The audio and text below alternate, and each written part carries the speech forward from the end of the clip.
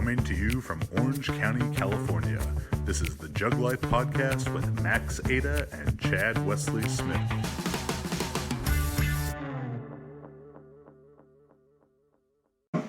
Perfect. Hey everybody, what is up? Chad Wesley Smith here, Jug Life Podcast, coming to you via the interwebs with the newly crowned 63 kilo queen, Samantha Calhoun. How you doing, Sam? Pretty good. So let's get right into it. I want to talk about the meet at Nationals. I want to talk about your athletic background, your training, all that kind of stuff. Okay. But why don't you just kind of take us through your day there at USAPL Nationals? So the worst part of the entire training cycle has to be meet day. It has to be the weight, especially because we don't compete until 6. Yeah. So what do you do all day? Like, you just wait and think, and it sucks. I know Marissa definitely prefers the morning lifting, early weigh-in. Yeah, because you could just wake up, weigh in, eat, compete, and you'd be done by like 1 o'clock. Do you? You were pretty light, 61.7 or something around there. Yeah. So you walk around at weight under. So, funny story. So going into Worlds, I left Virginia at like 142, and that's not abnormal for me. I always walk around that, and I would drop weight magically in the next 2 days from stress, undereating, peeing, whatever. So I always know I'm gonna make weight by magic. Yeah. All right. So I woke up that morning for Worlds a kilo over. So I ate breakfast around 6. I went back to sleep, woke up around noon, and magically I was at weight. However, this time around I didn't want to chance it. So I actually focused a little more on my dieting, and thus that's why I was walking around a little lighter. Because my main goal was to be able to eat on meet day. Yeah. And I was able to, luckily. I bet. Could have eaten more even. Oh, yeah. So I ate a solid breakfast. I ate a solid lunch, even snacked in between, drank water, Gatorade. So I had a good day. That's good. As far as that goes. That's a comfortable way to do it. So classic Calhoun 9 for 9 performance, the standard for you. Just kind of take us maybe lift by lift. Warm-ups felt great. And it's one of those things you really don't know how you feel until you do it. Yeah. Like, you never know how the opener is going to feel until you hit it. And you're like, opener felt really good. Felt really like how it should feel. Second attempt felt great. Third attempt, I was ready coming into the meet, 374. That was the game plan. And I was ready to have the grind for it. In my head, it was going to be a reach. Normally, Matt Gary takes the conservative, which for us would have been 368. However, he put 374 on the bar, and it moves surprisingly very well. In the world of RPEs in training, I probably gave that an 8. Oh, wow. I remember 2017 Nationals. Yeah.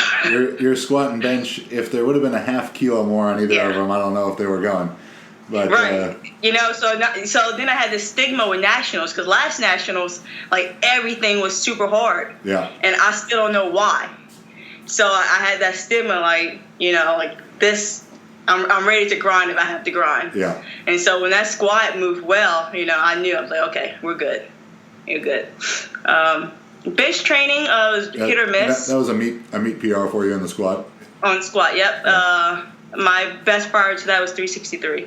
So 5 kilos, nice. Mm-hmm. So I was very happy with that. That's probably the highlight of my day, was how well that squat moved. And then bench, I matched my meet PR at 231. Training was very hit or miss with the bench. Early in the training cycle, the bench was moving. Like, I was hitting that at RPE 8, and just somewhere along the way, I kind of topped out, and that was that. The RPE for the women's bench press is such a kind of mysterious thing, because RPE 8 would really mean you could do 2 more reps. But I'm assuming you never tripled 105.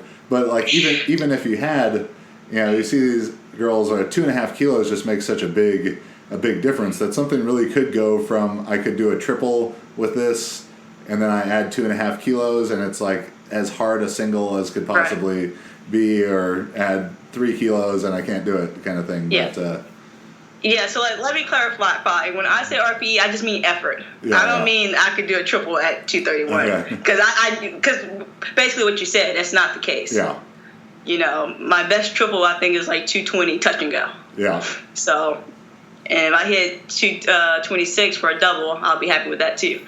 So when you finish up the bench, that's about, we had gone out to dinner and came back, so we were following along on Lifting Cast and watching the live stream on the phones, and then came back for the deadlift. Like, oh, we got to get back. It's about to go down.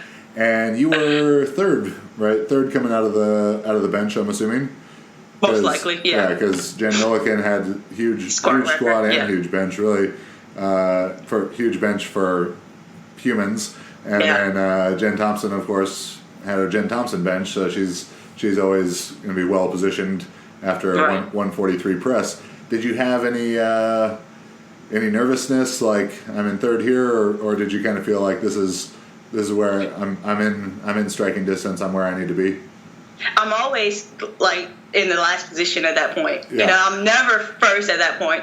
I'm never second. You know, there's always Chris or someone who has a higher subtotal than me.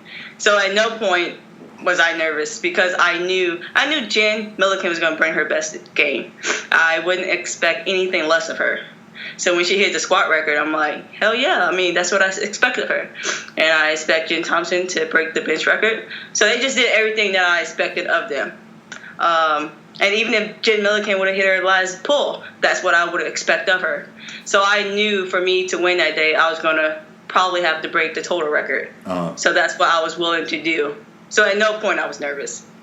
Yeah, actually this morning we were going to do some video stuff, and I was with Shorty Sedang, our video guy, and I was like, interview Sam later today, and he actually commented on that specifically. He said about how stoic you were and how calm you seemed in all your lifts, and he was sitting right in the front row, and he's like, yeah, the look on her face was just like, I'm just here to do what I've been getting ready to do. I have to be. Like, I've tried, like, the meet that I've been, like, most excited about, that meet I bombed out. Like, so I have to just be, like, one lift at a time, just lift the weight. Because if I get overly excited and hype, it just doesn't go my way. So I just take it one lift at a time. Yeah. So coming to the deadlift, you're in striking distance, and it was just kind of put the weights on there. Yeah, yeah. I was I know that was a lifetime, or almost positive that was a lifetime PR for Jen Thompson on the 207, maybe 2.5 or 5 kilo lifetime PR for her. But it looked like you had more in the tank. But that is the heaviest deadlift you've ever done. Yes, without a doubt. So before that was Worlds, 488. And then in training, my highest pull was 479. So that was a gym PR for me. And you did 222.5 or 225.5? The 496? 496, 497. Yeah. We gotta get you going on the kilos here. 225.5, I think was the number.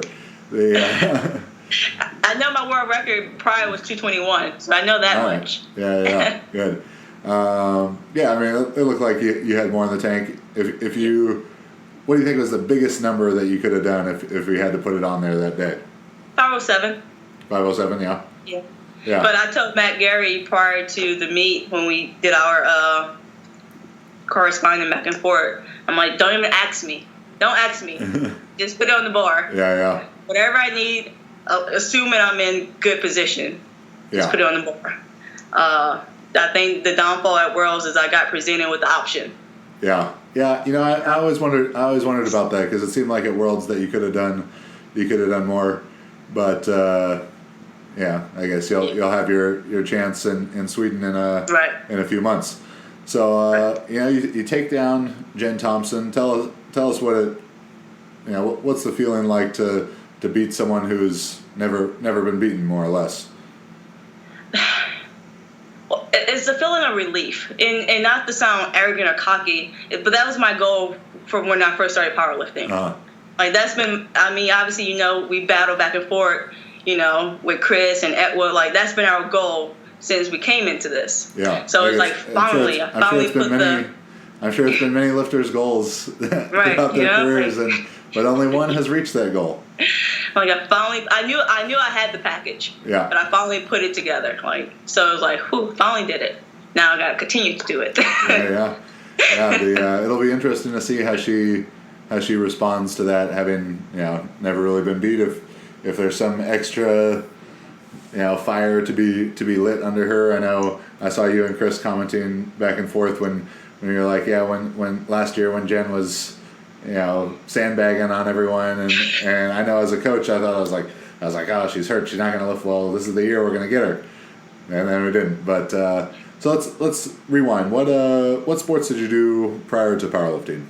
So in high school, I did everything. I played basketball, I ran track, I ran cross country, I played softball. So I went to a very small school where you was allowed to do any and everything you wanted to do, all year round.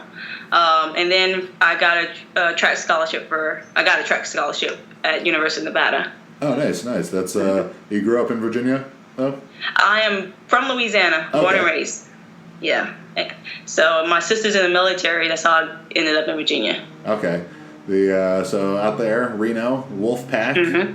Yeah. And that was you're a hurdler, correct? I am a sprinter. So 100, 200 relays, sprinter. Nice. What were some PRs in those events? 100, my best was 11.5. All right. 200, my best was 23.8. Our relay team made it to the NCAA championships my senior year. So that's probably. What leg of the 4x1 did you run? Actually, I ran first. Okay. Yeah. Back in my track days, I did track from when I was 8 years old until I was about 23, 24, 1 year as a post-collegiate. But when I first started and I was smaller, I ran the 100 and the 4x1 and through the shot put. Southern California 4x100 meter champions 2 years in a row. Wow. Third leg right here, running that curve. And that's impressive. for four little white boys from Irvine, we go to these meets in downtown LA and Long Beach and stuff, and we won just because we had good handoffs. But I definitely remember when we won Southern California Championship when I was like 12 years old. We crossed the finish line, and I hear this dad over there, and he's like, "How you let all the little white boys beat you?"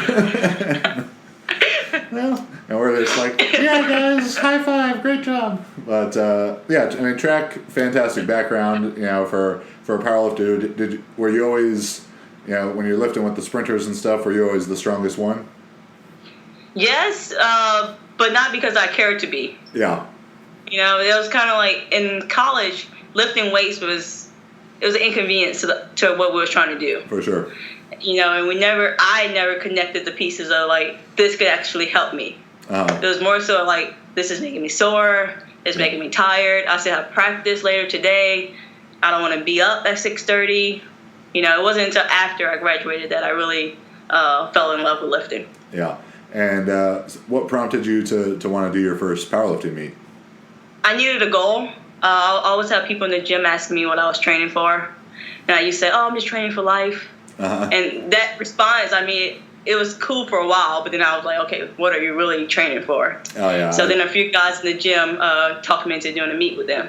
Yeah, I definitely feel you on the training without a goal is very tough. I think that's why I've kind of just always bounced from track to powerlifting to strongman to powerlifting and strongman to jiu-jitsu and whatever it is. Like even when it's just an intrinsic goal, like I'm going to do this in the gym, even that's kind of hard for me. Where if I got to go compete, there's like an extra level of accountability with that because no one who's a competitor wants to go in front of a bunch of people and look like an asshole. So right. And how long ago was that first meet for you? First meet was 2015, August. All right. Yeah, so I did my first meet. I actually qualified for nationals. However, I didn't go because I'm like, I'm not going to make nationals my second meet ever. Yeah. And I was in grad school, so it wasn't practical at the time. You're coached by Austin Baraki, mm-hmm. Dr. Austin mm-hmm. Baraki. When did you connect with him? After like a month or so after my very first national. So my first national was 2016. So a month or so after that. That was Atlanta, right? Mm-hmm. All right. Yeah. And he's from Virginia. And I knew a few guys who were coached by him. So that's how I reached out to him. Nice. So, without giving away too many of your secrets, can you give us just kind of an overview of maybe what a typical week of training looks like for you? Okay. So I squat 3 times a week. I have comp squat, a variation such as Paul squats, and then high bar squats is pretty much always in the rotation for my third squat day. I bench 4 times a week. So I have a comp squat, a touch and go, a comp bench, touch and go bench, maybe close grip bench, slingshot is sometimes in the rotation. So I have basically 1 main day and 3 supplemental days for that. And then deadlift 2.5 times a week. So I have comp deads. I have maybe banded deads in there as like the half. And then conventional variation in there for my last day. How big a difference is there between your conventional and your sumo? So my best conventional, and I've never maxed out in conventional for like 4 years now, but it's 420, 425, and that's beltless. So I don't know what I could do. Yeah, it's probably some 460-ish, probably 450, 460. Yeah. So not too much of a difference because kind of looking at you body type wise, you almost seem like you're better built for a conventional than sumo. But I guess not everyone can be like a upstanding, like honorable citizen and pull conventional. I actually switched to sumo because when I first got into lifting, I had no idea what I was doing, and I used to max out all the time. I kept getting stuck at lockout, for conventional. I just couldn't lock it out. And one of my friends in the gym, he was like, "You should try sumo." I was like, "What's that?" And he showed me, and I did it, and I got the weight that I was trying to get conventional. Yeah. So ever since then, I'm like, I guess I'm a sumo puller. Yeah. So you're kind of built some way a little bit similar to Kimberly Walford, like long legs, shorter torso, and obviously very, very strong back. Have you? But your squat is your deadlift is excellent. Your squat is very good. But have you found that your squat needs a lot more attention to like build up your leg strength relative to your back strength? Yeah, so my squat over time has gotten a lot of tender love and care. For sure, definitely. In this cycle, we put a lot more emphasis on my squat. So the volume and intensity was a little bit higher on my comp squat day versus the bench and deadlift, and I think that paid off a lot. Definitely, meet PRs. That's what everyone's looking for. So you said that this around this meet you were getting a little bit more strict and dialed in with your diet. Are you doing anything? A diet with a name on it, I guess. Or? So I actually was doing RP strength, the weight loss templates. All right. Yeah. Shout out to our buddies over there at RP. Yeah. And it worked out wonders for me. But basically, I just started to eat more in areas that I would typically skip a meal and work out fasting just because my schedule is weird. I made a point to actually just eat. And by that, I actually lost weight, even though I was eating way more than I was before. So it kind of worked out and it helped a lot with my recovery. I've yet to find that same phenomenon exist for myself of eating more and losing weight, but that's great for you, Sam. I'm glad that it worked out that way for you. So you're talking about busy schedule. Is that due to work issues? To work, yes. So what do you do for work? So I'm a coach and trainer. So my first client of the day, Monday, Wednesday, Friday is at 5, and then Tuesday, Thursday is at 4. Oh, okay. Well. Yeah. I was expecting you to say a time later than 5, but all right. And typically Tuesday, Thursday is my workout days, and I'll train after those first few clients. Yeah. So like I said, sometimes I'll go without a meal. This go around and make sure like you're eating enough calories to like get you through this workout. Yeah. No one really feels like breakfast at 3:30 in the morning. Right. So literally, I'll eat a bagel first client, yogurt second client, eggs third. I'll like split apart my breakfast. So by the time it was time for me to work out, I'm ready. Oh, that's good. That's a good strategy. So are you working with mostly general population people who are coaching powerlifters, athletes? 50-50. Yeah. So 50% of them general population, just people just trying to stay in shape, live a healthy life. No true goals outside of that. And then I have 50% powerlifters, novice lifters who just fell in love with the sport and just trying to get better. So wide range there. And do you coach? You coach out of Brute Strength? Is that the gym? The Iron Asylum is out in Virginia Beach. Yep. Yeah, I know. Liz Craven was over at the house here on Tuesday. She came over, and she was talking about being in Virginia, and she's like, "Yeah, I was talking to this very nice girl at the gym, and like, oh, do you have a meet coming up? I'm about to leave for nationals." And then she said, like, you had left, and then she goes and looks at the board and sees your name, and she's like, oh shit, like I didn't even realize. So I guess that was nice that you're unassuming and humble, that you weren't like, don't you know who the fuck I am? She said, oh, do you powerlift? I was like, yeah, I powerlift. I dabble. I figured she'd figure it out eventually. I need to I didn't care enough to tell her, because then she'd be like, I still don't know who you are, and then I feel like an asshole. So yeah, if you try and play the "Don't you know who I am" card, right, and they're like, no, never heard of you, but yeah, that's cool. So what's next coming up? You're gonna do the Arnold this year, or? I will do the Arnold. Hopefully the Grand Prix. That's been my biggest goal. Yeah. So hopefully I get an invite for that. Hopefully also Jen Milliken and Jen Thompson, and I know Marissa isn't doing it. Yeah, no, Marissa's gonna skip this year. I could see him having a good a 63 kilo party up there. Maybe. And then Chris would come back down to 63 as well. No, let's knock it off with that stuff. I'm trying to get her to be all 72. We got to go the other way. She weighed in at 69. Yeah, no, don't get me started on that one, but. Week before the meet, she's like, I think I want to cut back to 63 after the meet, and I was like, oh, so you've already resigned yourself to not winning. That's great, Chris. Like, fantastic. But yeah, I don't know if I have her do the Arnold. I think we may just point towards Worlds with her as well. Okay. In which it is tough. It's tough. That doing the Arnolds and Worlds. That meet prep is tough. Yeah, and she's been having that glute problem for a while, so. Yeah, I think she might be maybe skipping that as well. But I'm very much looking forward to this to partying in Sweden. We got a great group out there, so that's awesome. Yeah, it's gonna be a lot of fun. So Sam, where can people follow you on social media and all that?